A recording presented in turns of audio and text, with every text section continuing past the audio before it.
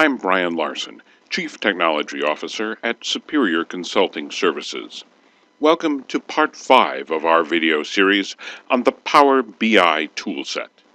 In this video, I'll introduce you to PowerMap. PowerMap allows us to take data from within our Power Pivot data model that is related to geographic locations and represent that data in space. PowerMap represents data on a map or a globe. PowerMap has the ability to move that data visualization through both time and space. Annotations can be added to provide interpretation to the data that's being presented. The emphasis with PowerMap is on telling a story through the data visualization. PowerMap is a part of Microsoft Excel. Let's take a look at PowerMap in action. We launch PowerMap through the Insert tab in Excel. Just like PowerView, PowerMap automatically references the Power Pivot model within the workbook. The first thing we need to do on our map is identify the field that will provide the geographic data. In our case, this will be the country territory field. Next, we need to specify what we're going to be representing on the map. In this case, it's going to be the total GDP, and we're going to represent that as a bubble on the map. Finally, we'll select the year start date field to serve as the time reference on our visualization. We'll do a little formatting of the labels that are created for us. The time label will modify so that it shows only the year portion of the date. That's all we need for this particular visualization. Do a little more formatting. And now we'll add a second layer to our visualization.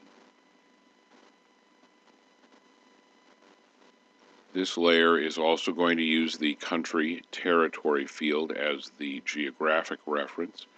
It will use the year start date as our time reference point. And finally, it will represent CO2 emissions on the map itself.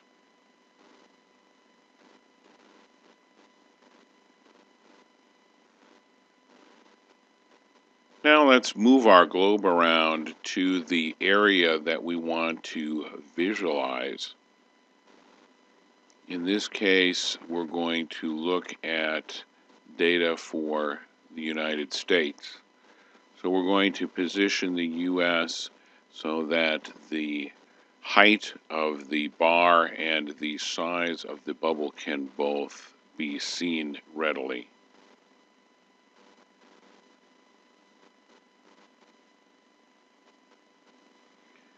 Now we'll add some scene options to put this visualization in motion.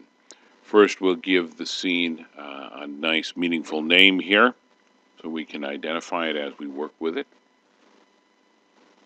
And then we'll give it an effect here, an animation effect.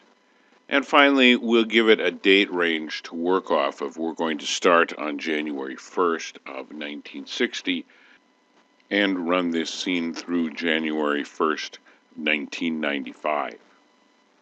Let's go ahead and play the scene and see what we've created so far. Notice the push-in animation that gives us motion to the scene as we're watching the values run from 1960 to 1995.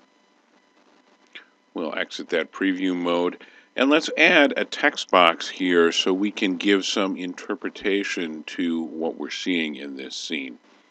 We're looking at U.S. CO2 emissions. And we're going to make a statement here about the behavior of those emissions across this time frame.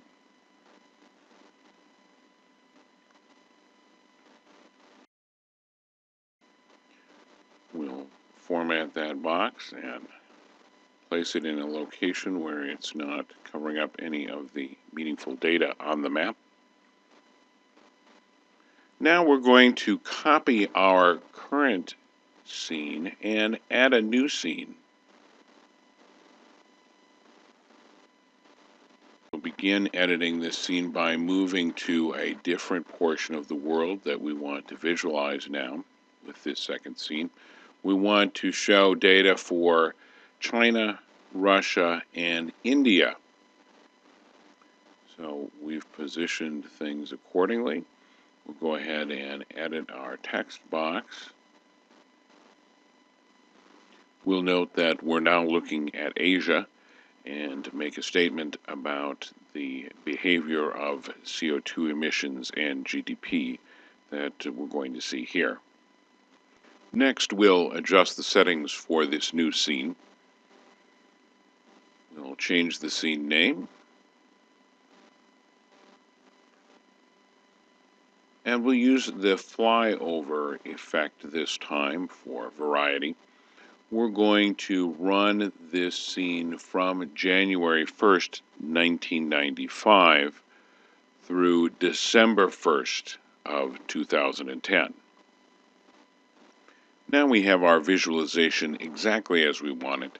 So we're going to go ahead and output these two scenes as a video. We select the options for our video and give it a name here.